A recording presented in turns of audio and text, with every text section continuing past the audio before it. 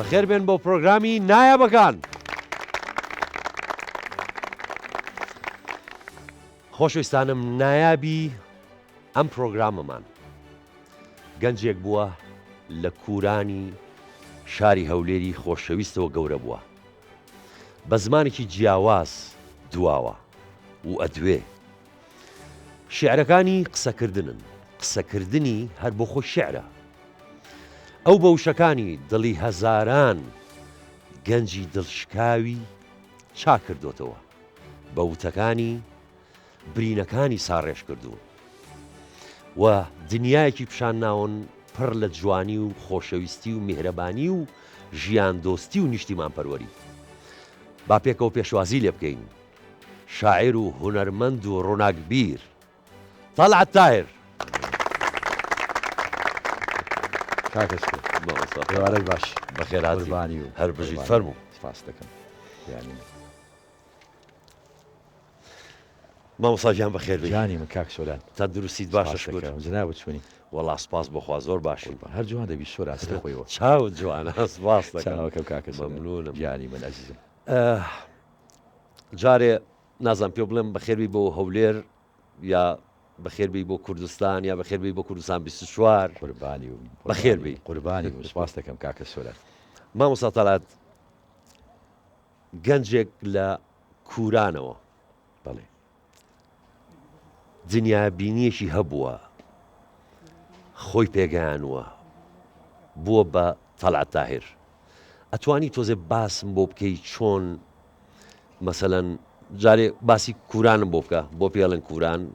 دەڵێن جەنابەت باشترە زانی کە کوورەی لێ بۆ دروستکردنی خشت کە پێڵێن کەرپوش لێرە ڕاستە. باسی ئەو ئەجواان بۆ بکە کە بە تەمەنێکی بڵێن لاویەوە ئیحساسەکەت چۆن بۆ لەو گەڕەکە. خۆی گەڕکی کووران چەشنی هەموو گەڕەکە هەژارنشینەکانی تر حتا لە شارەکانی تریش. مەسەلەن هەمیشە گەڕەکە هەژارنشینەکان نیشتیمان پەروەرتن، بە شوێن خاکەوەن، بە شوێن نیشتیمانەوەن. یعنی من بیرمە کوورانێکێک بووە لە مەرترین گەڕەکەکان، پێشمەرگەی زۆر، کەسایەتی جوان، ڕاستە هەژار، بەڵام پیاو لە ماڵی خۆی، پیاو لە گەڕک، پیاو لە مزگەوت، پیاو لە کۆڵان. کووران سەحرێکی تیا بوو، هەموو شتێک ڕوویەدا. چەشنی ڕۆمانەکانی ئەمریکای لاتین، چەشنی ڕۆمانەکانی مارکیز و ئوستوریاس و خوان ڕۆلفۆ و ماریۆ فارگازیۆسا و یعنی من کە دواتر ئەوانم خوێندەوە نەمدەزانی ئەدەبیاتی ئەمریکای لاتینم بۆ خۆش دەوێ. دواتر تێگەیشتم کە ئەمە مەوزوع کوورانە، ینی چونکە هەمان ئەجوایی کوورانی هەبوو. یعنی هەمووی ئەو سوورانەیە کە لە کووران هەبووە هەموو شتێکە بوو. مەسەلەن من نامەی دڵداریم دەنووسی بەرامبەر بە چنجێک گوڵە بە ڕۆژە، سەرتاشینێک بەرامبەر بە کاسێتێکی جەلال سەعید، هەموو شتێک ڕوویەدا. مەسەلەن من کۆمەنیستم دیوە هاتووە بە ئیسلامیەکەی گوتووە کوڕەکە ڕاکە بەعسات. من بیرمە کە لێو قەمانێک دەبوو ئەو خەڵکە چۆن پارەیان کۆ دەکردەوە، بەتانیان کۆ دەکردەوە، نانیان کۆ دەکردەوە. یعنی من خۆم دیومە ئەو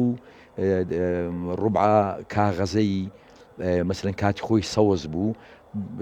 بەخوێی ئارەقا سپی هەڵگەڕابوو کە هەژارێک پارەیەدا بۆ مەسەلەن لێ قەوماوان لە قوشتەپا مەسەلەن. مامۆستا تەڵعەت کوورەکان چەند کوورە بوون؟ بیرت دێتەوە خەیاڵ؟ زەمەنی ئێمە نەبووە. بەڵێ یعنی زەمەنیەوە نەمابوو کووران. بەڵێ چۆڵایی بوو. من بیرمە ماڵی ئێمە ئاخیر ماڵ بوو، هەمووی دەشتایی بوو، گەنموجۆ بوو. کووران وەک لە کتێبەکەی ئیبن مستەوفی تاریخ ئێربەل باز دەکات کە نزیکترین گوندە لە قەڵات، یعنی نزیکترین گوند بووە. ئەم کوورانە کوورەی خشت بووە.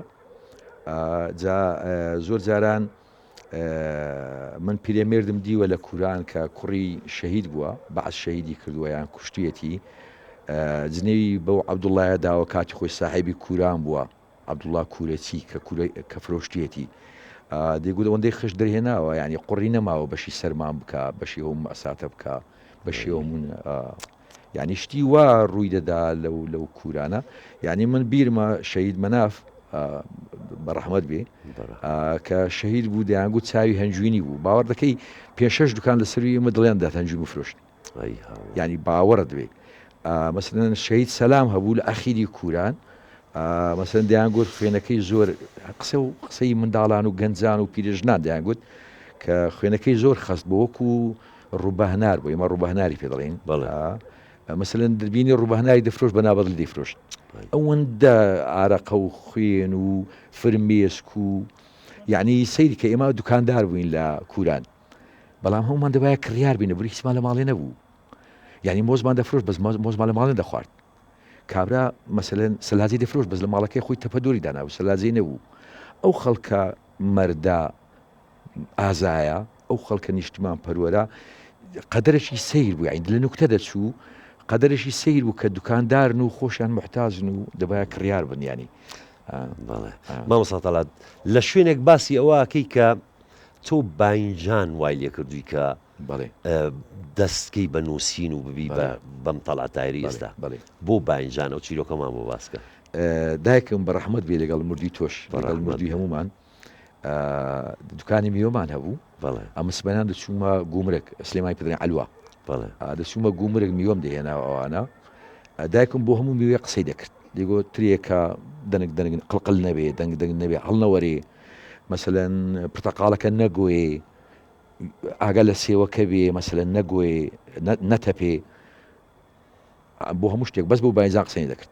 هیچ مشکلی نەبوو لەگەڵ باینجان هەر چۆنێک بێ هەر بە فەردە لە سەری خۆنفرێمەدا کەسێ نێزگم پێدەشتا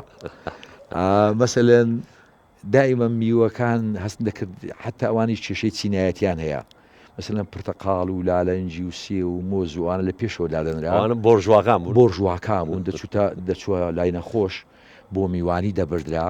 باینجانی لەو سەری گونیەکی تەڕی پێدا درا بوو دایکم خامەیەکی سپی هەبوو بە ڕەحمەت بێدەهات میوە جوان و بەناز و سەردەستەکانی پاک دەکردەوە پرتەقاڵ و سێوانەی پاک دەکردەوە ئەمیش دەچووم خامەکەم دەدزی لە ناو تەشتێکا باینجانەکانم لە ئاو دەکرد و باینجانەکانم پاک دەکردەوە بە دزی ئەو هەست دەکرد باینجان و چی منە چۆن من ناکەومە واجهەی دنیاوە ئیتر بەس ئێستا ئەگەر توانین بڵین جێلاسی ئێستا سوزانم ئێستا بیمە میوەشی بەناس هەر بەزە من لە ترۆپی میوە چاکەکانی سەیریکە من هەر خۆم باینجان نەزانم ئێستاش من پێم وایە هیچ وام نەکردووە شتێکی ئەوتم نەکردووە شایانی بازبێ هێمن مکریانی قسەیەکی جوانی هەیە لە پێشەچی دیوانەکەی دێڵێ دەڵێ من شەرم نووسیەوە نەک بۆ نییە منەت بەناوی دەسە میلەتەکەی خۆم بکەم منەت لەسەر گەلەکەی خۆم بکەم من زۆر ڕێزیان گرتووم کەس خراپی پێ نەگوتوم کەس غەدی لێ نەکردووم یعنی ڕێز خۆم گرتو و ڕێزیشان گرتووم خۆشەویستیان داومەتێ من وەکو هێمن مکریانی گوتنی مەمنونی میلەتەکەی خۆمم ینی باشە مامۆستا تەڵات ئەوەی کە من بیستومە دەستپێک تۆ زۆرت خوێندۆتەوە یعنی زیاتر خەریکی خوێندنەوە بوویت لە پاشا ئیتر دەستت کردووە بە نووسین بڵێ بۆچی وات کرد من پێم وابوو گەشتی جیاواز نەکەم نێکم باش یعنی من بڕاستی ڕازی نیمە لە سڕەت بوەستم 150 بم 70 بم 45 بم یان لە پێشەوە دەبم یان نێکم ئەمەش چی دەویست پاشخانێکی ڕۆشنبیری گەورەی دەویست من ئێستاش حەزم لە نووسەرینی ئەوەندەی حەزم لێ بخوێنبەوە چونکە بەڕاستی ئەگە بلۆگ بچێشم لە نووسین خۆشتر لای من یعنی منە سەختە نووسین لای یعنی بلۆگ بچێشم بلۆگ بۆ سەختە بۆچی سەختە ئێمە ئەو شێوە زارەی کا من پێ دەنووسم سۆرانیە لێرە 6 ملیۆن لە کوردستانی ڕۆژهەڵات 14 ملیۆن یعنی 20 ملیۆن قسەی پێ دەکەین وایە 20 ملیۆن نوکتەی پێ دروست دەکا 20 ملیۆن کاسبی پێ دەکا 20 ملیۆن دڵداری پێ دەکا 20 ملیۆن نیشتمان پەروەری پێ دەکا وایە 20 ملیۆن ساختە چیت پێ 20 ملیۆن شەڕی پێکا ئەم زمانە وەکو جیوە هەمیشە لە جوڵە و لە نوێبوونەوەیە تۆ وەکو نووسەر زۆر زەحمەتە بتوانانی قەنەعات بەو 20 ملیۆنە بکەی کە تۆ شتێکی جیاواز دەکەی لەو جوڵەیە ئەوان دەیکەن یعنی ئەم حاڵەتە زئبەقیە ئەم حاڵەتە جیوەیەی کە 20 ملیۆن قسە بەو زمانە دەکا بە دار و بەردیدادا بە ڕاست و چەپیدا دەدا نوکتەی پێ دروست دەکات تعزیەی پێ دەکات نووزانەوەی پێ دەڵێ شەڕی پێ دەکات جنێوی پێدا مەجلیسی پێ دەڕازێنێتەوە دڵداری پێ دەکات ژنی پێ دەنێ هەموو شتێکی پێ دەکات 20 ملیۆن کەس کە مامەڵە لەگەڵ شێوەزارێک دەکەن زۆر ئەستەما یەکێک بێ شتێ بکات جیاواز لە جوڵەی ئەو یاخود شتێ بنووسێ کاریان تێ بکە کار لەو 20 میلیۆنە و لە هەموو ئەو جوڵانە بڵێ من جوڵەیەکم کردو جوڵەیەکی جوان و بفەرمون بخوێنەوە لە بوونە نووسەریە حەزێکی زۆر خەتەرە ئەوە بە تایبەتی بۆ گەنجەکان کە کۆمەڵی گەنجی جوان لێرە دانیشتون دەشان ناسم ینی بەشێکی زۆریان شاعیر و بەهرەمەندی جوانن گەورەترین گرفت بۆ نووسەر حەزی بوونە نووسەریە چونکە حەزی بوونە نووسەری لەسەر حسێبی حەزی بوونە خوێنەریە چەندی حەزت بۆ بوونە نووسەری زیادکە ئەوەندە حەزت بۆ بوونە خوێنەری کەمەکە لە بوونە نووسەری وەکو پارە و پایاکردن وایە دەبێ ئاگا لێ بێ حەڵال چییە حرام چییە بەڵام حەزی پارە پایاکردن ئەوەندە زۆر بێ نازانێ ئمە سۆرانە ڕەفیقتە ئەمە ڕەشیدە براتە ئەمە محەممەدە براتە دەیخۆی حەزی پارە پایاکردن ئەوەندە زۆر بێ نازانی دۆست و براتیە حەزی بوونە نووسەریش ئەوەندە خەتەرە حەزی شوهرەتەکەیە دەزانی حەزی بوونە پاڵەوانیە حەزی بوونە هینا دەزانی حەزی ئەوەیە کە تۆ دانیش و خەڵق قسە بۆ خەڵک بکەیت وە زمانی ئێستا کاکە سۆران زەحمەتترین زەمانە نووسەری تیاپیا بێ لەبەر سەبەبەشی زۆر سادا لە چلەکان کە قانع شاعر بوو خەڵک فەلاح بوو کەس کۆمنتی نەبوو کە عەبدوڵڵا گۆران شاعر بوو خەڵک دارتاش بوو خەڵک ئاسنگەر بوو ئێستاوانە ئێستا هەر یەکە و مۆبایلی پێ و ستۆری خۆی دەژێڕێتەوە منداڵەکەی کارتی یەکەمی هێناوەتەوە لە مەکتەب خۆی دەیژێڕێتەوە پێویستی بە شاعیر نییە بگژێڕێتەوە لەگەڵ عایلەکەی منزەڵ یاپراغی بردوتە قەرا خواردوێتی ستۆریەکە دەژێڕێتەوە دایکی مردووە ستۆریەکە دەژێڕێتەوە پێشتر فەلاحەکە نەیدەگوتە قانع ئەتۆ وەکوی ئێمەی وەر لەگەمە دەڕاوەستم بخۆشم چیر خۆم دەژێڕمە دیگۆ من فەلاحم تۆ شاعری ئەمە فەلاحم ئەوە مەلایە ئەمە فەلاحم ئەمە چەرچیە ئەمە ئیشەکان دیار بوو ئێستا هەمومان سیاسین هەمومان شاعرین هەمومان عاشقین هەمومان نیشتمان پەروین هەمومان جنێوە دەین ئیتر لێشاوێکە جیهانگیری وای لێ کردوین زۆر زەحمەتە من قەناعەت بە گەنجێک بکەم لە سەی سادق یان لە خەلیفان بڵێم کاکە تۆ بوەستا تۆ دایکت وەفاتی کردووە یان خۆشەویستەکە لێ جیابەتەوە من چیرۆکە لە تۆ جوانتر دەژێڕمەوە بەس باز لە مۆبایلەکەت بێنە زۆر زەحمەتە من قەناعەت بە گەنجێ بکەم بڵێ مۆبایلەکەت لا با من چیرۆکە دەژێڕمەوە لەبەرەوەی هەموو ئەوانەی خاوەنی چیرۆکەکەن پێیان وایە ئەو معانەتەی هەیەە کەس تێی ناگا خۆی ئەوەش بەشی لە ڕاستی هەیە چکە ینی کە کەسێک گەنجێک خوانەخواستە دایکی وەفاتەکە کەس بەقەدەر ئەو گەنجە دڵی ئازار ناچێت زۆر ڕاست بەم سەتەڵعادەوەی هەندێکەکەی ئەڵێن ئێمە زیاتر قسەکەرمان زۆرترە لەوەی کە جۆگرمان هەبێ ئەوە ڕاستە تقریبا ئەواگەێنێ زۆرتر قساکەین تاکو جۆ بگرین ینی ئێستا مەسەرەوانەی مەسەر هەمووانەی گلەیەکەن هەمووانەی جنێوەدەن هەمووانەی کۆمیتی ناشرین دەنووسن مەسن دەیان ناسم مەسەرەن پرۆفسۆری زمانە بۆ نمونە گلەیەکە من نەمدیوە دوو دەڵێت تربیە کاول بووە دنیا کاول بووە ئۆکەی جامعە کاو ئۆکەی دوو توێژنەوەی ئەوم نەدیوە لە بۆ چاکردن یعنی ئەگەر من شعر لای خۆ بۆ چاکەم جەنابەت میدیا لای خۆت چاکەی ئەم گەنجە دوکانەکە لای خۆی چاکە ئەم سیاسیە دائیرەکەی خۆی چاکە خۆی دنیاوە چا دەبێت ئێمە چێشەکە لەوەیدایە هەمومان قسە دەکەین و هەمووشمان پێی وایە دەبێت هەموو بەیەکەوە چاکری ئێستا زۆر نووسەر هەیە پێی وایە ئەم وڵاتە دەبێت قوبەلەشنەوەی لێ بدری کەکەوانە هەموو وڵاتێک مشکلی هەیە دواتر بۆ چۆ بچینەوە نیشتمانی خۆوان دەبێت چاچیکەین تاران شاری من نییە کاکە کوردستان شاری من ئەمن بەڕاستی کۆنگۆ وڵاتی من نییە کوردستان وڵاتی منە من ئیشم ئەوەیە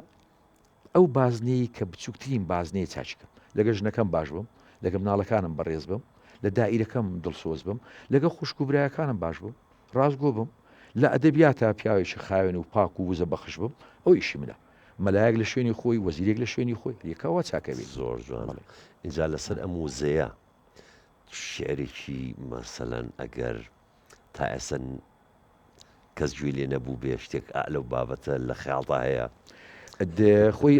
ڕاستی تێکسی تازەم هەیە بەس بەداخەوە لە کۆمپیوتەرەکەمایە بەس هەوڵە دەم شتێک بخوێنمەوە کە ئەو هینەی توی هەبێ ئەو خۆشحاڵە بین قوربانی بووم پێم وابوو هەستی بۆنم نەماوە پاشەوەی لە منداڵیم ڕۆژانە دەمبینی پلکمزارێ بێریەی کوڕە کوژراوەکەی دەردێهێنا و بۆنی دەکرد و دەگریا و بەمنی دەگوت کە گەورە بوویت بیجێڕەوە. پاش ئەوەی لە گەنجیم بۆنم کرد لە هەڵەبجە کیمیایی بە منداڵ و دیوانەکەی عەبدوڵڵا گۆران داکراوە. پاش ئەوەی بۆنی غوباری ئەو نیمدرە گوڵگوڵیم کرد پیرێژنێکی گەرمیانی هەموو شەوێک بۆ هاتنەوەی کوڕە ئەلفال کراوەکەی لە تەنیشت دێگەکەی خۆی سێ جێگە ڕادەخا. بینیم پاش مردنی دایکم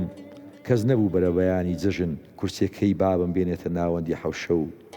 یەکە ماسمان بکە. پاش ئەوەی لە پیریم بۆنم کرد بەو ئاگرەی کە بۆ ژێر ئیبراهیم کرایەوە تێروریستێک جەستەی کچۆڵەیەکی یەزید دەبرژان پێم وابوو هەستی بۆنم نەماوە. جیهان بۆتە ڕووباری ناشرینی و خەریکە دەمبا و ئیتر جارێکی تر لە باوەشەکاندا بۆنی مێخەشی سینجی ژنان ناکەمەوە تا تۆ هاتیت جانتای شانت بووە سەبتەکەی موسا و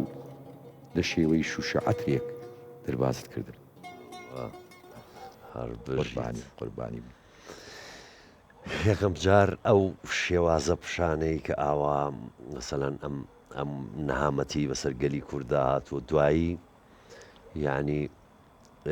بە چەند وشەیەک ئەو لایەنە ئەرێنیە پیشانەی کە ئەمەلمان هەر هەبێ یعنی ئەوە زۆر جوانە بەڕاستی. ڕاستە گەشتی ژیان ڕاستە گەشتێکی سەختە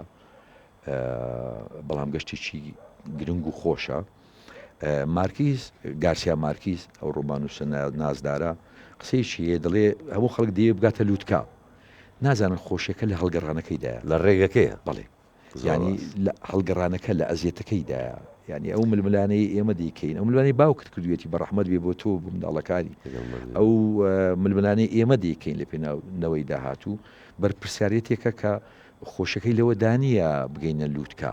خۆشەکەی لەوەیدا ئێمە لە هەوڵدان و لە بەردەوام بنزای بۆ مامۆسا تەڵات یعنی تۆ دەگەیتە ئەم لووتکە ئێستا خۆت جەنابەت لە لووتکەیەکای بەڵام لووتکەیشکە هەیە ئەبێ بڕۆیت. ڕاستە من لە بناری هەموو ئەو کەسانم کە زمانی کوردیان خۆش دەوێ کە کولتور و فەرهەنگی کوردیان خۆش دەوێ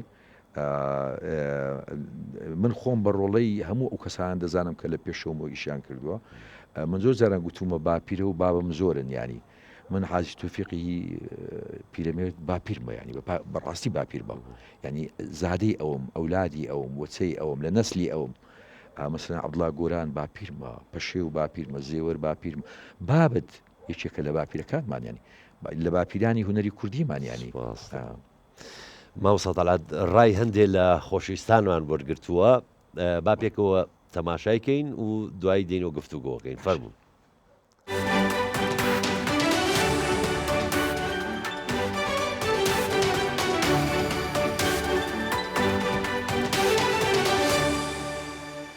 لێرەدا بە کورتی دەمێ ئاماژە بە سێ خاڵکەم ئەویش بیرۆکە لە شعری تەڵعەت تاهیر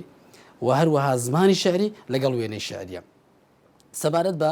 زمانی شعری ئەگەر ئاماژەی پێ بکەم یەکێک لە داهێنانەکان یا یەکێک لە جیاکارەکانی تەڵعەت تاهیر بریتیە لە زمانی شعری. مامۆستا تەڵعەت لەو زمانە ئاساییە شعریە لای داوە کە شاعرانی کلاسیک و شاعرانی نوێ و هەتا شاعرانی نوێ خوازیش لەسەری ڕۆیشتینە کە بریتیە لە بەکارهێنانی وشەی و سروشتی کە خۆی لە گوڵ و گوڵزار و بولبول و تیا و کانی و کانیا و ئەو بابەتان دەبێتەوە. مامۆستا تەڵعەت تاهیر هاتووە کەرەستەی تر وشەی تر هینایتە ناو دەقی شعری کە ئاسنە پۆڵایە کورسیە ئۆتۆمۆبیلە ڕەقەمی سیارەیە جەردە نەخۆشی پەنکریاسە هەموو ئەو وشانەی کە گومانی ئەوەی لێ ناکرێت گومانی حەزناشی پێ نابندرێ مامۆستا تەڵعەت تاهیر هیناتی لە دەقی شعری بەکاری هیناوە و شعرێکی زۆر نازک و جوانی لێ بەرهەم هیناوە. سەبارەت بە بیرۆکە ئەو بیرانە یا ئەو بابەتانەی کە مامۆستا تەڵعەت تاهیر لە دەقی شعری بەکاری هیناون ینی بابەت و بیر و بیرکردنەوەی زۆربەی تینەکانی کۆمەلگایە لۆیە شعرەکانی چۆتە ناو با بڵێن هەموو چینی توێژەکانی کۆمەلگا زۆر شت هەیە من پێیوە جیرۆ دەمە بابەتی منە کێشەی منە غەمی منە من دەسەڵاتم بەسەردا نشکاوە کە بە دەقێک دەری ببڕم تەماشا دەکەم شعرێک یان تێکستێکی مامۆستا تەڵعەت تاهیر دەخونەوە تەماشا دەکەم ڕێک ئەو شتێکەوە منی جیرۆ دەکردووە ئەو بە زمانێکی جوان بە خەیاڵێکی جوان بە هەستێکی جوان بە وێنەیەکی جوان زۆر باڵێن گزارشتی لێ کردووە.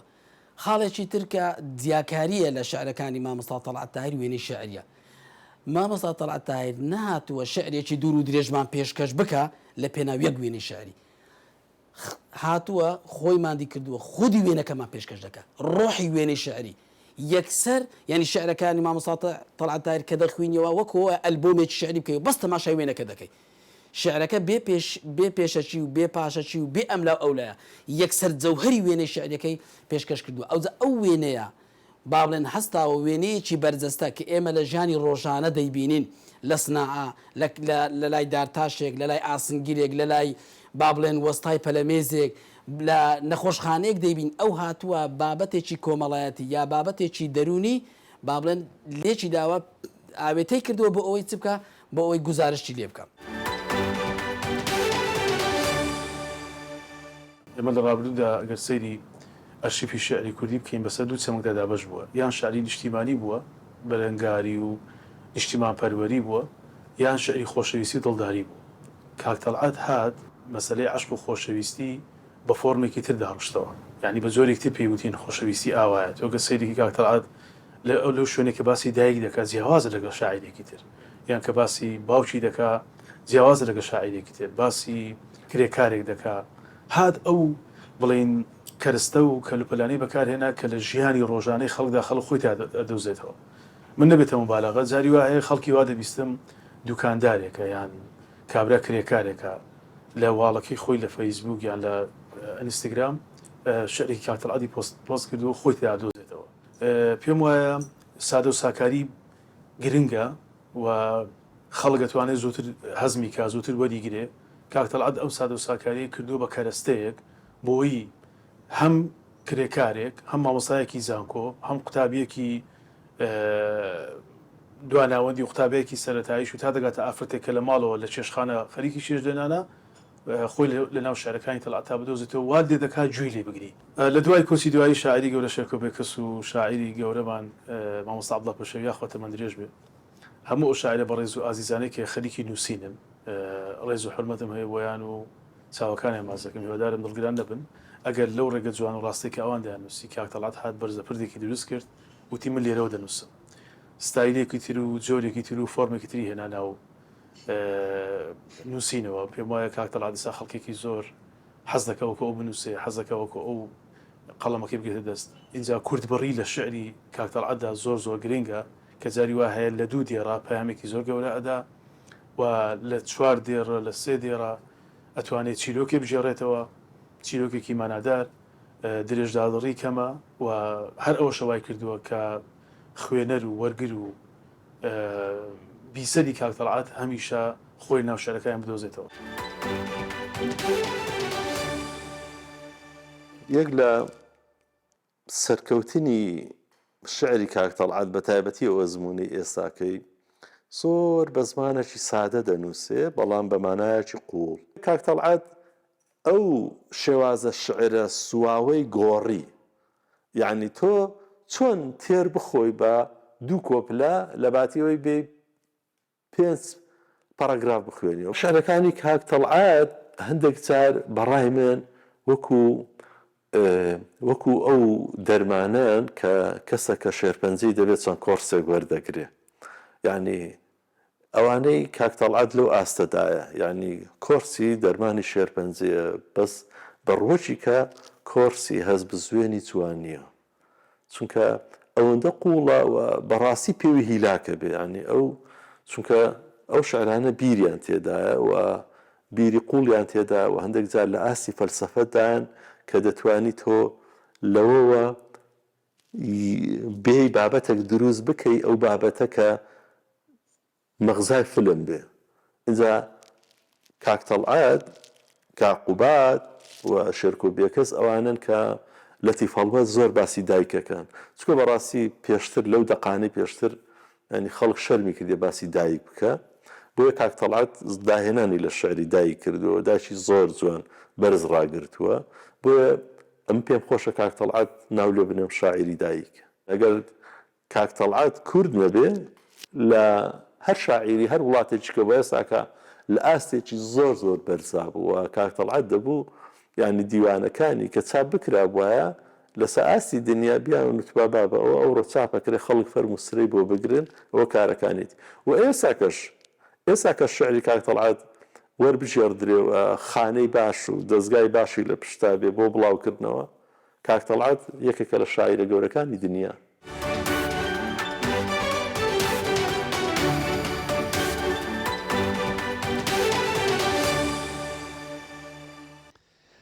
مامۆستا تەڵات هەم کاک عەبدولغەفار هەموو ئەو خۆشەویستانەی کە قسەیان کرد لەسەرەوە کۆکن کە زمانی نووسینی مامۆستا تەڵات هەم سادە و ساکارە هەموو کەسێک لی تێدەگا هەم بە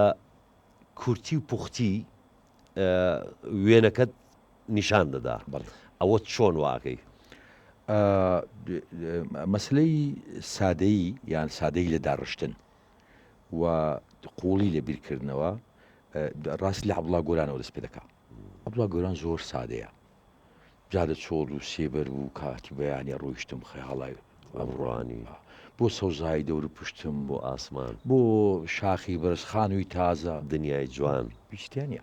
نە ئیستیعارەتیایە نە کینایەتیایە نە تیباقیتیایە نە تەشبیهیتیە هیچیانی وەسفێکەیکە هەموو کەرستەکانی کە کاتی خۆی مەسلەن شعری کلاسیکی کوردی یا شعری عەرەبی و هاتوۆتە ناو شعری کوردی هەموو ئەو کەرستانەی ئەو کۆڵەگانی کە سەقفی شعر لەسەری دەوەستا عەبدوڵڵا گۆران هەمووی لابرد و شعریش نووسین زیگ لە ئاخاوتن زیگ لە ڕۆحی خەڵک بۆیە دەبینی سەرتاپای شعری عەبدوڵڵا گۆران لە ڕێگای گۆرانیەوە لەسەر زاری هەمومانە زۆربەی بۆ گۆران زۆربەی هەرە زۆری بۆتە گۆرانی لە دوای ئەو تەوژمێک پیا دەبێت تەوژمی فۆرمالیستی و زمانەوانی و بیرمانە چێ بەعسیش ئەمەی پێخۆش بوو ینی بڵاوکراوەکانی بەعس پێی خۆش بوو خەڵک لە شعر نەگا بۆی دەبینی هەموو ئەوانەی کە خەڵک لە شعری دەگەیشتن لە ئەدەبی گەیشتن لە هین مەمنوع بوون لە ڕۆژنامەکانی باسیش حەزی لێ بوو تەوژمێکی پیا کرد و لە شعری عەرەبی بەتایبەت لە سەردەستی خەزع الماجدی و مەجموعەیە کە تەوژمی سمبولیزم و ڕەمزیەت و دەویست شعر لە ناو خەڵک نەمێنێ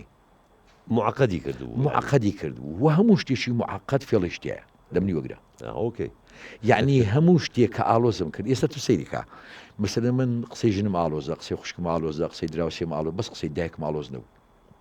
ساف ڕوون بەبێ هەرگیزا و هەرگیز بەبێ فەلسەفە لە تەنگەیەدای لە دڵیەدای لەبەرەوەی قسەی دایک هیچ مەسلحەتی شتیانە بوو قسەی شاعیر ئەگەر هیچ مەسلحەتی شتیانەوێ آخر ئەوەی دایک خۆشەویستەکەی بێ بەرامبەرە بۆیە دەبێ نووسەریش خۆشەویستی بەرامبەر بە خوێنەرەکەی بێ بەرامبەر بێ عیلاقەی لە شارچێتی ئەو خوێنەرە نەبێ عیلاقەی لە ئایدۆلۆژیای خوێنەرە نەبێ عیلاقەی لە ئاینی ئەو خوێنەرە نەبێ یعنی یەکێک لە ئەسبابی با بڵێن لە ئەسبابی ئەوەی کە شعری مە نەبوو شعرشی جیهانی ئەوە بوو کە شعرێک زۆر کوردی بوو نەیتوانی بێتە شعری فارسان بێتە شعری تورکان و بێتە شعری عەرەبان معلەل زەرقەوانی دەبۆ شعری ئێمەش ئۆکەی ئەلیف شەفەق دەبێتە ڕۆمانی ئێمەش ینی ئۆکەی ئەوەی من ملاحەزم کردووە لە شعر و نووسینی جەنابەت یعنی کەمترین ڕەگەزپەرستی تایە زۆرترین ژیان دۆستی و مرۆڤ دۆستی تایە یعنی ئەگەر عەرەبێ فارسێ تورکیە ئینگلیزێک گوێی لە شێری تۆ بێ و بە زمانەکەی ئەو تەرجەمە کرابێ دەنیشێتە سەر دڵی یعنی من دەبینم هەندێک لە شاعران مەسەلەن قسەی وتووە بە دارخۆرما زانم بەعگاڵ یعنی ئەوانە ڕەمزی ئەوانن نەک ڕەمزیەکانی تۆ شتیانە نەکەوە چۆن دەکرێت نەک شاعیر کاکەوازە شاعیر بینە قیڕوسیا هەو ئینسان چۆن قسە بە دەرخ دەڵێ بۆ چۆن قسە بە جەمەدانی دەڵێ ینی جەمەدانی بابمەیانی ڕاست چۆن قسە بە ڕەفتە و بە چەفێ دەڵێ میداک ماقەت چۆن دەکرێمە قسە بە زیداکەم بڵێ ناکرێت تۆ مەسەلەن قسە بە عەگاڵ بڵێ بچکۆ عەگاڵ خۆ بە زعلی چیمیایی نییە ئەگاری هەموو عەرەبانە منداڵەکانیانە ئیمامیانەی خاڵیان وەک چۆن زامانەی بەسی سیاسەکان نییە زامانەی بابمە 100 جار من بیومە شوانی برازام خەوتیە بابن جەمەدانەکەی خۆی پێدەدە بڕاستی جابۆنی ئەو جەمەدانیە چەند خۆش بەڵێ بێگومان ئەجەمە بەستەکەم چییە هەموو شتێکی قوڵ ڕوونە هەموو شتێکی قوڵ باشە بینی خۆمان بێ قسەی خێزانت بۆ ئالۆزە لە بەرەوەی دایک نییە لە بەر کەس نابێ حتى قسەی ئەولادت بەرامبەر بە دایک و باوک ئالۆزە لە بروی شتێکی تایە صاف نییە ئیشێکی پێدا ئیشێکی پێێتە حتى ئەولادی خۆت ینی بەرامبەر بە دایک و باوکە ئالۆزی شتێ ئێستا بە نمونە من ئەگەر بمێ بڵێم سۆران 10,000 دێ سەری ماکە مەعاشمەکە دەدەمەوە وازحاوایە بەڵێ بەس بموێنە دەمەوە 10,000 لێ بخۆم 100,000 شێر ڕێی دێنمەوە لە شعری شاوایە دواتر مەسلەی کوردبڕی لە هەموو شتێکە ڕاستە یعنی ئێستا گە دارتاشێک بێ مەسلەن داری ئەو باخچەیەمان هەموو بۆ بڕێتەوە بووی شمشاڵێکمان بۆ دروستکە ئەمە دارتاژ نییە ئەمە چۆن دەکرێت 50 دار خەسارکەی بۆ دروستکردنی بێشکەیەک بۆ دروستکردنی شمشاڵێک ئێکاکە تۆش حەزل لە دراوسێکت کردووە 16 لا پەڕدەنوشی گوناحی من چیە ئەی بەڕاستی ڕۆ قسەی لەگەڵاکە ینی ئەتۆ مەسلەن ئەگەر وەکو دارتاشەکە ئەگەر تۆ 16 لاپەڕا لە درەخت و لە وشەم بۆ خەسارکەی بۆ دروستکردنی هەستێکی بچووک وەکو وایە دارتاشەکەش یەک دارستانم لێ خەسارکە بۆ دروستکردنی شمشاڵێک ئەگەر تۆ وەستای چاشی لە کەمترین دار لە کەمترین ئەهین بێشکەکەم بۆ دروستکە قەنەفەکەم بۆ دروستکە ئیبداعی تیا بکە ئەدیبی ئێمە تێبینێکم هەیە لە سەریان مەسەن لە ژیانی ڕۆژانەیان زۆر متەمەڕید و یاخین لە ناو تێکستا زۆر بەڕڵان ینی لە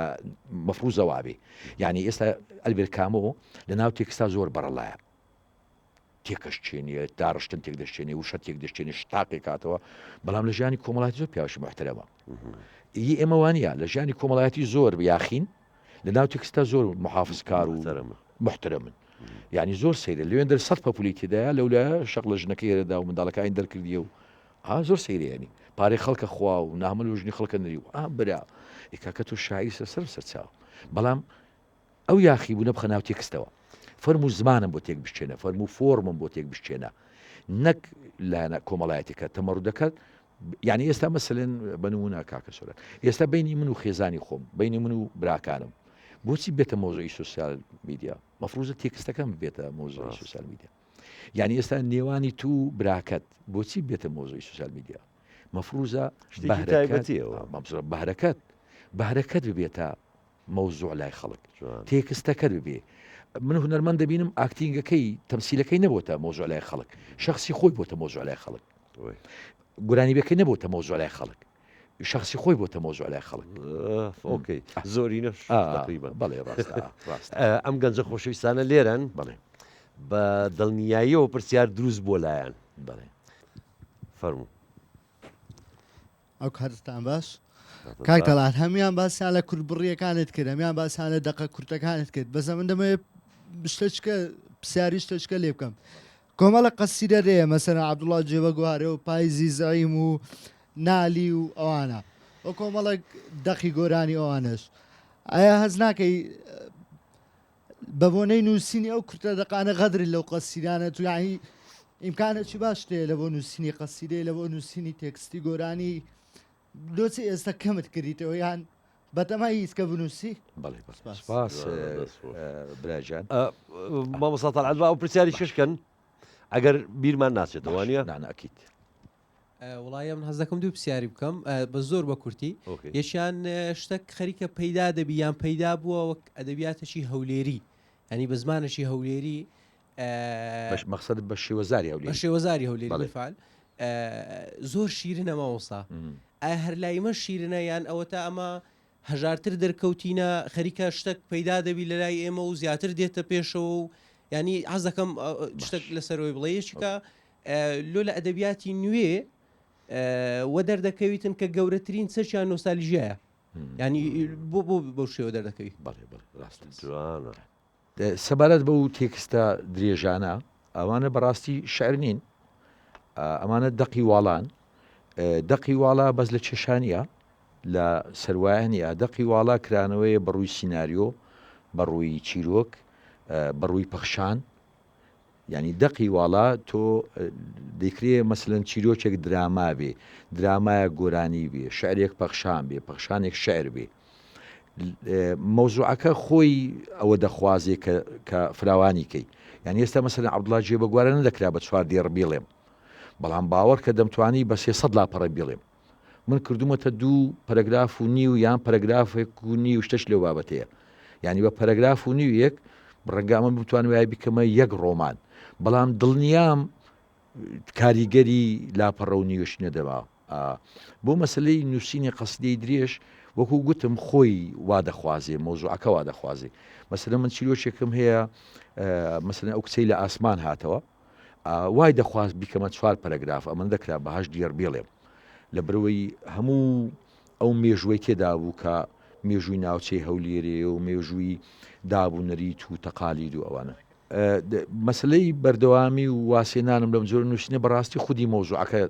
دەزانێ ئێستا کۆمەڵێک چیرۆکم لایە کە دەکرێت بە درێژی بە پەرەگراف و نی دوو پەرەگراف بژێردێتەوە مەسەلەن ڕۆمانیشم لایە دەتوانم بیکەمە 4 دێر بزانم کامە شێوە کامە شێواز خوێنەر پێی خۆشە یان دەبێتە مایە ئەوەی کە هەم تامی لێ بکە هەم تێی بگا و هەم بێزاری نەکە ئیتر فۆرم زۆر مشکلە نییە ئەوەی مەسەرەن فۆرم من باوەڕم بە شتێک نیە ناوی شعر و پەخشان و چیرۆک و سیناریۆ ئەدەبیات برادران ئەدەبیات کەونتەر نییە ڕەفەی پەرداخە بێ ڕەفەی منجەڵ هەبێ ڕەفەی پیاڵە هەبێ شتیوانە ئەدەبیات ژیانە ژیانیش تێکەڵاوە چیرۆکە کاسبیە تووڕەبوونە ڕەزیلیە سەخاوەتە هەموو شتێکە شتێک نییە لە ئەدەبیات تا بڵێن وەڵامە ڕەفەی شعرامە ڕەفەی پەخشانە من ڕەفەی چیرۆکە مە ڕەفەی سیناریویە هەموو شتەکان بەیەکەوە دەکرێت جوین بکرێ و دەکرێت بخرێتە کەمولەیان بەوتەقەیەکی وە کە جوانی ببەخت شێوەزاری هەولێری شیرین ئەڵێوە فۆرمەلە ئەبێ یعنی خەریکە شتێکی وا دروستە بێ ئەم گەم جەمان وا ئەڵێ یەکەم شت ئەدەبیات یەک جۆری نییە ئەدەبیات بەقەت خواردن جۆریەیە هەیە کفتە دەخوا هەیە ڕۆبیانەخوا بەڵام مانەیە ئەونی ئەوەی کفتی خوارد پیاو نیە یان ئەوەی ڕۆبیانی خوارد موسەقەفە شتیوانە ئەمە کفتە دەخوا عافەتی بێ بەڵام دەبێت کفتیش خۆش بێ ئەمە ڕۆبیان دەخوا دەبێ عافەتی بێ ڕۆبیانش خۆش بێ بە شێوەزاری هەولێری دەنووسی بە ژێوەساری مەریوانی دەنووسی بە سلێمانی مشکلێوم نییە خوای دەکرد بەچت دەنووسی بە شێوەزاری خەلیفان دەنووسی مشکلە نییە مهم ئەوەیە ئایا ئەو تێکستە دەتوانێت تێکستێکی جوان بێ گەرمیانێکی شتامی لێ بکە مەریوانێکی شتامی لێ بکە چکە ناکرێ من منداڵەکانی خۆم لە من ڕازی نەبن گەلی کورد لە من ڕازی بی خۆ پێشەوەی گەلی کورد لە من ڕازی دەی منداڵەکانی خۆم لە خۆم ڕازی بی ناکرێت تۆ عەرەبێک ئەم تێکستی پێ خۆش بێ کە گەرمیانێک پێ خۆش نەوێ یان بادینێک پێ خۆش نەوێ شێوەزار وەکو گوتم شعر ئازادی چۆین دەنووسی بە شێوەزارێک دەنووسی بەڵام ئاگدار بە ئەگە گەرمیانێک تۆی نەخوێندەوە یان ڕاپەڕین تۆی نەخوێندەوە یان مەریوان تۆی نەخوێن و گلەی نەکەی من زۆر جاران وشە هەیە لە هەولێری نەوعەکە لە گەرمیان نەوعێکە بەڵام پەیامەکەم بۆ هەموویەتی دەزانم ئەوەی گەرمیان لە منتیقەی سلێمانی و بۆکان و نازانم چی بەکاردێ گەرمیانەکە لەبژێت دەستەوە چکە لە ئەخیرداری خۆمە هەر کوردیە بەڵێ ڕاستی هەورامی چییە بادینی چییە سۆرانی هەمووی خۆمە هەمووی مڵشی منە وشەیەک هەیە بادینیە بەکاری نایەنم نەک لە بەروی کەیفم بە شێوەزاری بادین نایە من دەزانم لە سلێمانی تووشی مشکلم دەکات ئەو کەسە لەوە ناگا دەبێت پراوێزشی بۆ بنووسم وشەیەکی بۆ هەڵدەبژێرم سلێمانێکەش تی بگە و بادینەکەش تی بگە لە خۆشاردنەوە زانانی ئەمە زۆر جارە هەندێک شتی تریش تێ دەکەوێت مثلەن ئەمن بە شێوەزاری هەولێری دەنووسم بۆی سلێمانێک بڵێ ئەوە شاعر نییە بڵم کاکات خۆش سلێمانی تەبعا کەیف پێنەیە خۆشاردنەوە لە تەنیشت شێوەزارەوانە وەش کارێکی خراپە زۆر زانە ئێمە شعرمان هەیە خۆی تەنیش مۆزوع دەشارێتەوە مەسەلەن لەسەر ئەنفالی نووسیوە کاکە سۆران بڵێ ئەتۆ قسە بە شارێک ناتوانانی بڵێ قسە بە ئەنفاڵەڵی هێنا خۆشاردنەوەی ئەدیب و نووسەر لە پەنا قەزیەی مەزن بە ئومێدی ئەوەی تێکستی مەزن بەرهەم بێنێ ئەمە خەلەلێکی گەورەیە ئەو زۆعفی شاعرەکە ئەمە زوعفی شاعرەکەی یعنی شێوەزاری هەولێری چیە سلێمانی چیە وشە لە سلێ فەرقمان نییە هەر ئەبات باشە مامۆستا تەڵعات دەڵێ زۆر لە شاعران بۆ نووسینی تێکستۆمانە پشت ئەبەستن بە نۆستالژیا یعنی من کارتێکیان لە هونەرمەندی گەورەم پرسی مامۆستا هۆمەر جەی وتم مامۆستا هۆمەر تۆ چۆن ئەم مۆتیڤیشنە لە چی وەرەگری یعنی ئەم چ شتێک پاڵنەرە تۆ ئێستش ئەم شعرە گەنجانە دەنووسی ینی بەڕاستی گەنجانەیە ڕاست وتی من هەر لە نۆستالژیا و لە ڕابردوو ئەو ئیلهام وەرەگرم یعنی ئەو دافعە لای تۆ چۆنە شتە سەیریکە ئەمە مەسلەی نوستالیژیا بەس لە ئەدەبانە لە هوەرمەندێ پرسە بڵێ کاکە جان تۆ دەوێت بگۆڕی و ئانەری کاکەم کە لە هوەر جوانەکانی بەغاون لە کۆتای هەفتاکان جەناب لە دایکنەوەی حاڵەتی نوستالیژیا یعنی ئێستا لە قۆفرۆشە پێم گوتووە کاکەم لە قومە سەردەمینە مامۆستەوە تامی هەفتاکان دەدا نەک لە ئەدەبا نەک لە سیاسەتدا لە ژیانکردنا حتا ئێمە لە چێشتا نوستالیژیامانەیە من دەچمە مەطعامێک باشترین برنج ئەو برنجەیە کە برنجی داک ببیرێنێتەوە بۆیە خۆشە ڕاست بەڕاستی یعنی کە برنجەکە دەخۆم دەڕێم الله لەوەی دایکمە لەوەی دایکمەتیە ینی حاڵەتی نوستالیژی حاڵەتش نۆرمەڵە بەڵام بۆ ئێمە زۆر جاران موسەکینە بۆ شکستەکانی ئێستامان مامۆستا تەڵات لەم پرۆگرامە سپرایزێکمان هەیە بۆ ئەم میوانە خۆشەویستانە و هەموو بینەرانی پرۆگرامی نایابەکان و بۆ جەنابیشت بەڵێ هونەرمەندێک هاوڕێی جەنابتە یەکێکە لە هونەرمەندە دیارەکانی گەلی کورد گۆرانی بێژێکە لە کلاس A زۆر دەمێکە قسەی نەکردو بۆ یەکەم جارە کە قسە دەکا بۆ کوردستان 24 پرۆگرامی نایابەکان مامۆسا تەڵعەت تاهیر با پێکەوە گوێی لێ بگرین بزانین ئەو هونەرمەندە کێ و باسی چیمان بۆکە فەرمون بەڵێجێ ئەم کاتەتان باش هیوادارم باش بن هەموو شتێکیش باش بێت لێرەوە تا ئەوێ ڕێز و خۆشەویستیم بۆ کاکە تەڵعەت تاهیر کاکە سۆران ئامادەبووان بۆ هەموو کەسانێک کە ئێستا گوێیان لە ئێمە هەیە پێم خۆشە من دوور لە بابەتی هونەر و ئەدەب شتێکی جیاوازە سەر کاک تەڵعەت تاهیر بڵێم کە لە ژیانی من گرنگێکی زۆری هەبووە هەرچەند نازام جێگای خۆیەتیان نا بەڵام بێگومانم حەقی خۆیەتی چونکە زۆر یارمەتی دەر زۆر بە کەڵکم هات لە سەرەتای نەخۆشیەکەم کە کەوتمە نەخۆشخانەوە ئیتر کاک تەڵعەت تاهیر وەک فریاد ڕەسێک لەگەڵم خەریک بوو زۆر هەوڵی لەگەڵمدا تا بتوانم ئەو قۆناغە سەختە تێپەڕێنم تر من بە تەواوی ڕووخا بووم تەسلیم بووم بەڵام ئەو وای کرد گەشتبین بووم ئیتر وەرەم بەرز بێ یعنی هەمووی وەگەڵی فەزلەکە ئەگەڕێتەوە بۆیە هەمیشە سوپاس گوزاریم دوای ماوەیە کاک تەڵعەت هات بۆ سوید لەوێ سەردانی کردین ئەو کاتە من لە ماڵی براتەرێک بووم بە ناوی پێشەوە بەرزنجی ئیتر چەند ڕۆژێک لەگەڵ کاک تەڵعەت بەیەکەوە چوینە دەرەوە و تەمرین و پیاسەکردن و ڕێگا ڕۆیشتن لە ناو سروشت و ئەوانە بەڕاستی سوودیان پێگەیاندم تر دەمێ بڵێم کاک تەڵعەت تەنیا کەس بووە دوای نەخۆشیەکەم کە منی بینی بێت لە کوردستانەوە هات بێت و لێرەوە تا ئەوێ ڕێز و خۆشەویستی و سوپاسم بۆ کاکە تەڵعەت هەیە زۆر مەمنونە بم ئەگەر بتوانم بۆم هەبێ لەم هەڵە سوود وەرگرم چەند وشەیەک لەسەر ئەم دەنگ و درۆیانە بڵێم کە ماوە خەڵک بەخۆیانەوە سەرقاڵ دەکەن تکایە بڕوایان پێمەکەن ئەمانە کۆمەڵێک سوالکەری فێڵبازی بێویژدانن کە نە خێریان پێدەشێ و نەشایانی بەزەیش تەنیا بۆ کۆمنت و لایک و ڤیو بێگوێدانە ئازاردان و بریندارکردنی هەستی هیچ مرۆڤێک بەداخەوە وە لە کۆتاییدا ئەمەوێ بڵێم باری تەندروستیم ئاساییە سوپاس بۆ نیگەرانیتان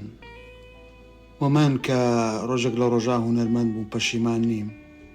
و هیچ کاتێک منەتم لەسەر کەس نەکردووە خەڵکم بە قەرزاری خۆم نەزانیوە چونکە ئەو کارە تەنیا بۆ حەزی خۆم کردومە بۆیە سوپاس کە گوێتان لەم گرت کاتی خۆتاندا بم کاتێکی خۆش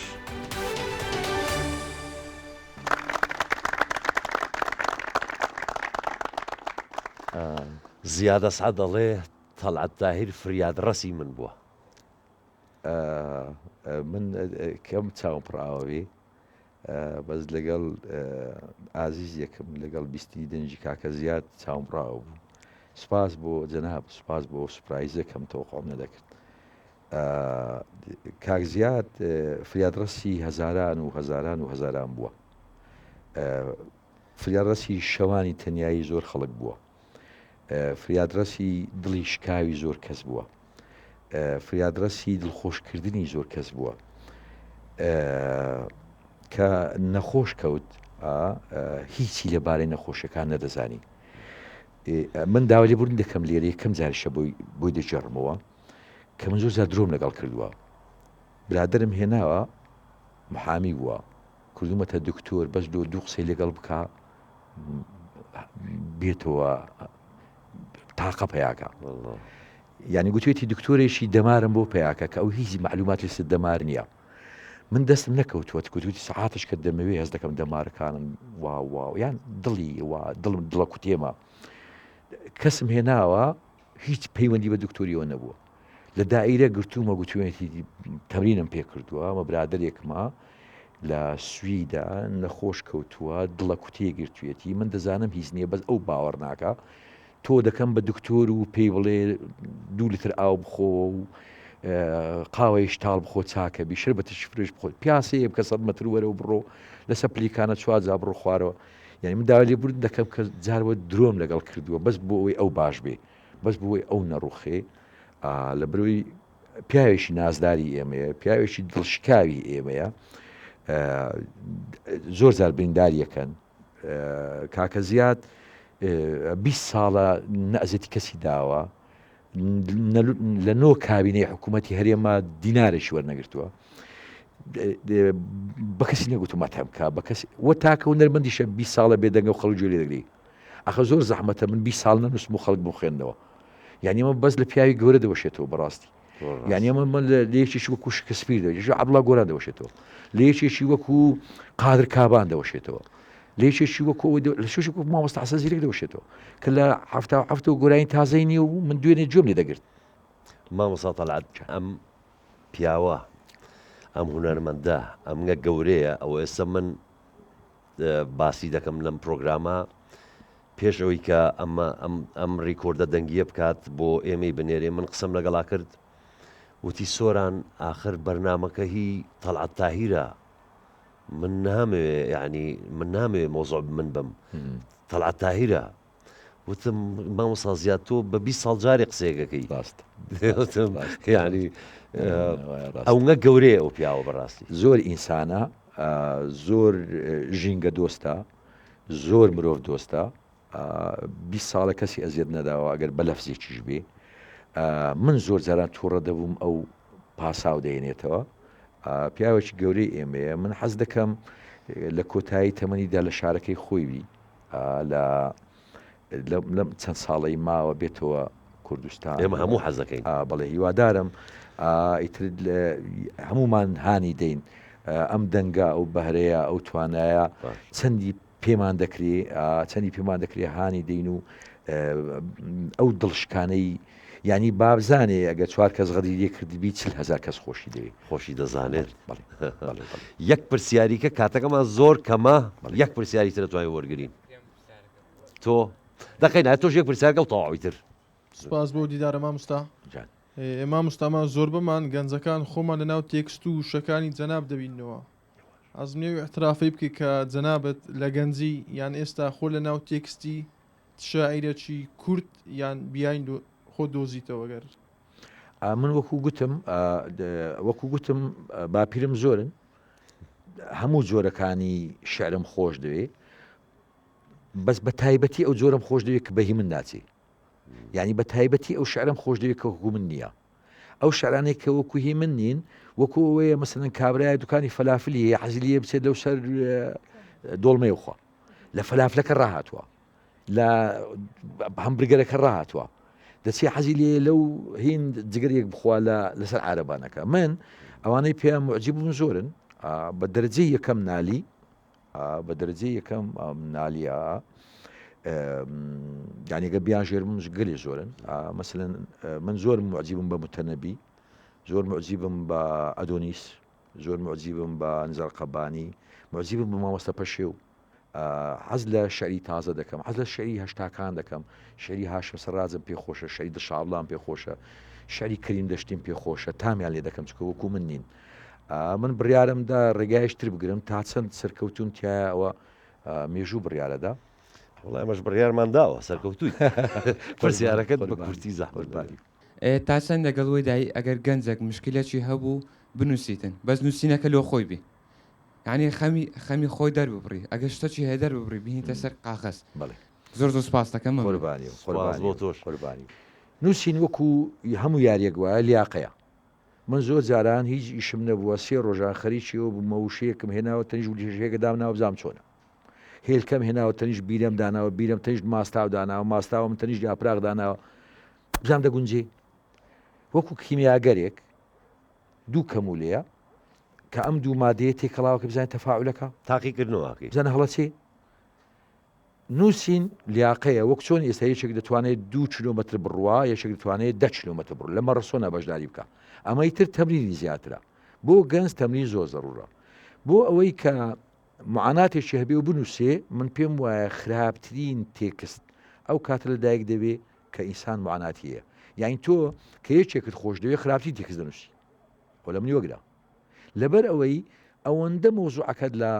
پیرۆزە ئەگەر تەکنیکەکەی نامێنێ لە داڕشنەکە نامێنێ کە دایکت دەبرێ خراپترین تێکست دەنووسی لەبەرەوەی ئەوەندە خەریکی مۆزوعەکەی خەریش داڕشنەکە نابی ئەوەش خەمباری ئەوەندەش خەمباری بۆیە دەبینی ئێمە تێکسی سەرکەوتومە لە سەحڵەبزە نیە چکە زۆرمان خەم لێ خواردیە ئەو کاتێ دێدەری و خەمی لێ ناخۆی و وەکو مەوزوع باسیەکەی وەکو مونتیجێک وەکو سیناریستێک دەیگێڕیەوە ئەو کات تێکستی باش دەنووسی بەڵام وەکو نووسین بڵێ دائیمەن ڕاهێنان بکە ڕاهێنان بێنە مۆبایلی لە تەنیشت تەماتی سوورە و کراودانی بزان چی درچی ئەمن بڕغیم دێنا 3 ڕۆژان سەیری مەکرد بخوا چۆن ئەوە ئەمە بخەمە شارەوە پلایزم دێنا ئەوامنی دەکرد بزانم ئەو چۆن ئەمە چۆن بخەمە شارەوە یعنی دەبێت ئیلا ئەم فیگەرە بێتە فیگرێکی شەری بێتە فیگرێکی جەمالی و ئیستاتیکی مامۆستا تەڵات تاهیر بەداخەوە کاتی بەرنامەکە هەر ئەوگە بوو یعنی لە لای من 2 دقە بوو نازم چۆن قوربانی ئەتوانین هەتا بەیانی قسە بکەین بەڕاستی گفتوگۆ لەگەڵ تۆ زۆر چێش بەخشە زۆر سوودم وەرگرت هیوادارم جاری تریش هەبێ ئێمە دانیشین بێکەوە و گفتوگۆ بکەین و باسی شعر و ئەدەب و کورد و کوردستان بکەین هیوادارم دەسەڵاتدارانی هەولێر وەک چۆن مۆدرنیتی مادی دەبینین شەقامی تازە دەبین ئەندەرپاس دەبین بینایی جوان دەبینین کە مەشتێکی ئێزگار گرنگە لە تەنیشت مۆدرنێتەی مادی مۆدرنێتی فەرهەنگی و کولتوریش لەبیر نەکەن هۆڵی نمایشی شانۆگەری لەبیر نەکەن هۆڵی مۆسیقا لەبیر نەکەن لە تەنیشت ئەو پێشکەوتنی کە هەولێر لە ڕووی مۆدرنێتی مادی و بخۆی دیوە مۆدرنێتی کولتوری فەرهەنگیش بڕوە چکە ئەوەی لە شاردا دەمێنێتەوە فەرهەنگ و کولتورە زۆر زۆر سوپاسی جەناب دەکەم کە ئامادە بووی کاتی خۆتدا بە ئێمە من سوپاسی جەنابت دەکەم تۆ کەسێکی هەم خۆت هەم کەسایەتی خۆت هەم عائیلەت هەم باوکت ئێمە هەموو قەرزارتانین عائیلێکی جوانی بەهرەدار دڵسۆز ینی جێگەی شانازیمانی زۆر دڵخۆشم حتا بە برادەراتی وزە بەخشی قوربانی هەر سەرفراز بێ سەرپاسیەوەشەکەم بینەرانی بەڕێز و خۆشەویست